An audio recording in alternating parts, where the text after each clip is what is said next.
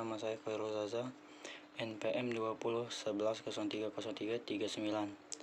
Saya dari kelas G, Prodi Manajemen Pendidikan Islam.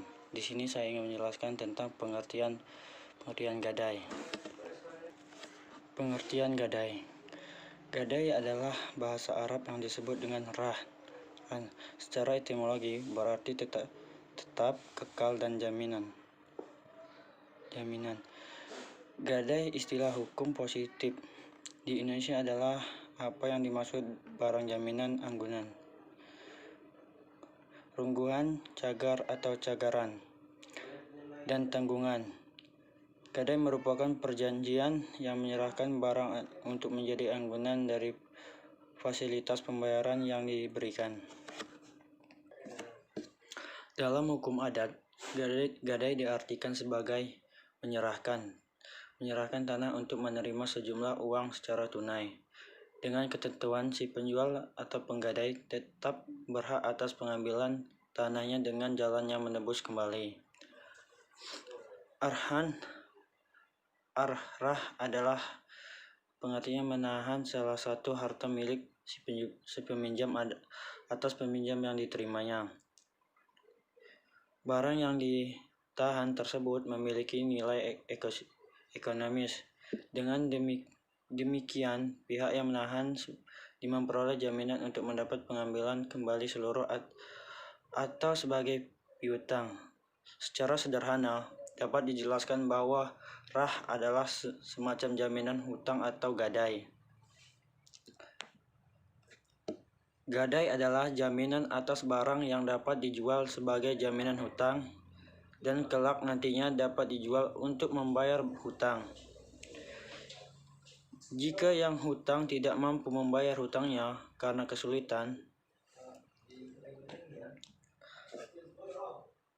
rah disebut juga dengan al-habsu yang artinya menahan. Sebagai menurut syariat Islam, gadai berarti menjadi barang orang yang memiliki nilai menurut syariat sebagai jaminan hutang hingga orang tersebut dibolehkan mengambil hutang atau mengambil sebagai manfaat barang tersebut.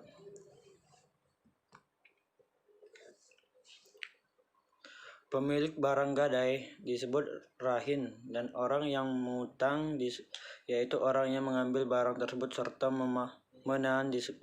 menahan disebut murtahin, sedangkan barang yang digadai disebut ran.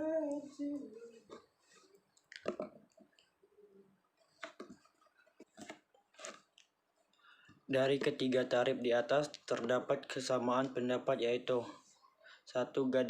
Menggadai itu adalah salah satu kategori dari utang piutang. 2. Untuk suatu kepercayaan dari orang yang berpiutang, maka orang yang berhutang menggadai barangnya, yaitu ain maliyah, sebagai jaminan terhadap utang, yang disebut dalam tarif dengan kata watsikatin atau kepercayaan. 3. Barang jaminan itu dapat dijual untuk membayar utang orang yang berhutang, naik sebagian maupun seluruhnya. Dan bila terdapat kelebihan dan penjual benda itu, sedangkan orang yang menerima jaminan yang 16 piutang itu mengambil sebagainya. Dasar hukum gadai. Dalam dasar hukum gadai, menggadai barang boleh hukumnya baik di dalam hadlar atau kampungan maupun di dalam safar perjalanan. Hukum ini disepakati oleh umum muttahidin. Jaminan itu tidak sah kecuali dengan ijab dan kabul, dan tidak harus dengan serah terima jika keduanya sepakat bahwa barang jaminan itu berada di tangan yang berpiutang atau pemegang surat hipotek, maka hukumannya boleh. Dan jika keduanya sepakat barang jaminan itu berada di tangan seorang adil, maka hukumnya juga boleh. Dan jika keduanya masing-masing menguasai sendiri, maka hakim menyerahkan pada orang yang adil semua barang atau benda yang boleh dijual boleh pula dijaminkan. 3. Rukun dan syarat gadai. Dalam melaksanakan suatu perikatan terdapat rukun dan syarat gadai yang harus dipenuhi. Cara bahasa, rukun adalah yang harus dipenuhi untuk sahnya suatu pekerjaan, sedangkan syarat adalah ketentuan, peraturan, atau petunjuk yang harus dipinjam dan dilakukan.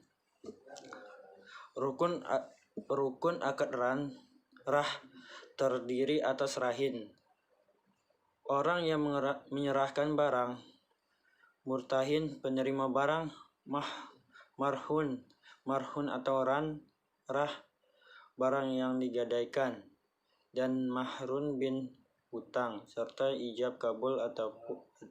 Adapun rukun selebihnya merupakan turunan dari adanya ijab kabul.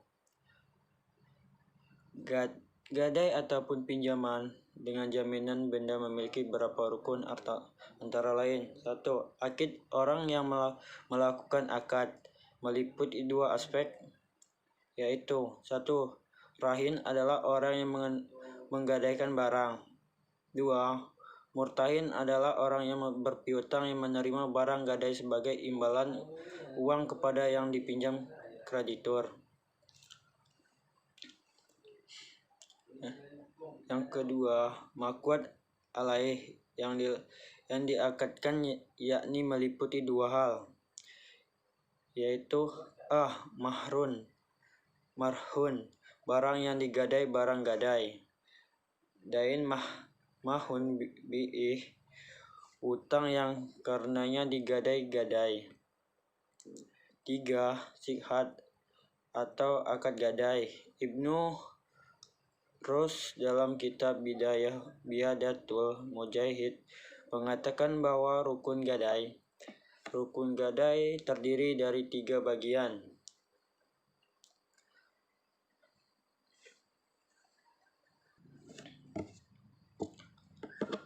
Ulama Syafi'iyah berpendapat bahwa transaksi gadai itu bisa sah dengan memenuhi 3 syarat, yaitu 1. Harus berupa barang karena hutang tidak bisa digadaikan. 2. Kepemilikan barang yang digadaikan tidak terhalang seperti mushaf. 3. Barang yang digadai bisa dijual manakala penelusuran hutang itu sudah jauh tempo.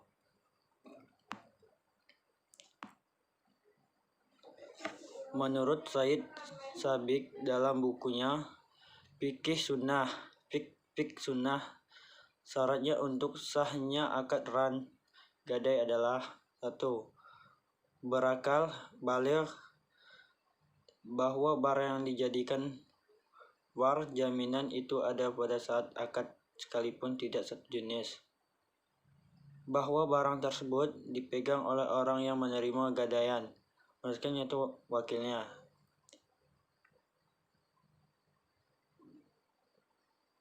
Barang yang digadai dalam hubungan ini menurut pendapat ulama Syafi'iyah, barang yang digadai itu memiliki 3 syafaat. 1.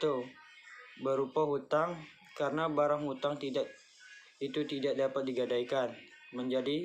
Menjadi tepat karena sebelum tetap tidak dapat digadaikan, seperti jika seorang menerima gadai dengan imbalan suatu dengan yang dipinjamnya. 3. Barang yang digadaikan tidak sedang dalam proses pembayaran yang akan terjadi, baik wajib atau tidak, seperti gadai yang kitabah.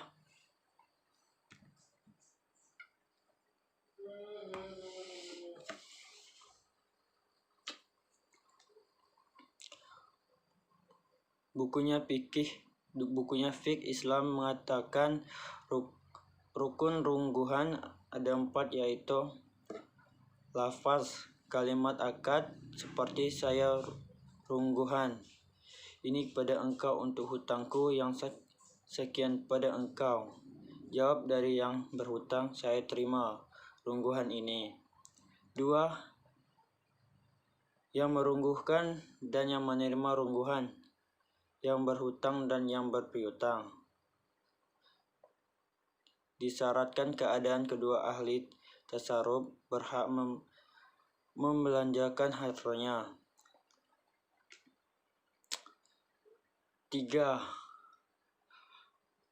Barang yang digunakan, tiap-tiap zat yang boleh dijual oleh digurungkan, dengan syarat keadaan barang itu tidak rusak sebelum sampai janji utang harus dibayar.